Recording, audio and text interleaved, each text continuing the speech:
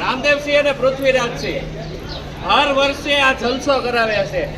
લગભગ 700 થી વધારે માણસોની રસોઈ હોય છે અને એ ભાવથી ખવડાવે છે. એટલે આ ઇમારત તો બધાએ જોઈ, પણ મેં કીધું આપણે પાયા જોઈએ, એટલે કે નાના નાના ટેકા, ઓલા કૃષ્ણ કેમ ગોવર્ધન ઉપાડે લાકડીઓના ટેકા મૂક્યા હતા, તો મેં કીધું આપણે એવાય માણસોને બિરદાવવા જોઈએ કે જે તમારી હારે સહકારમાં હોય. તો સિદ્ધરાજસિંહ ને મયુરસિંહ એ ટીમમાંથી એક, એટલે હજી આવતા વર્ષે એની પછીના વર્ષે એવી ટીમનો વારો ધીરે ધીરે લેશું કે આ લોકોની પણ એટલી મહેનત છે કે જેથી કરીને આવા કાર્યો સફળ થાય છે. તો આપણે આ બધાની માટે એક જોરદાર તાળી. બોલો ચામુંડા.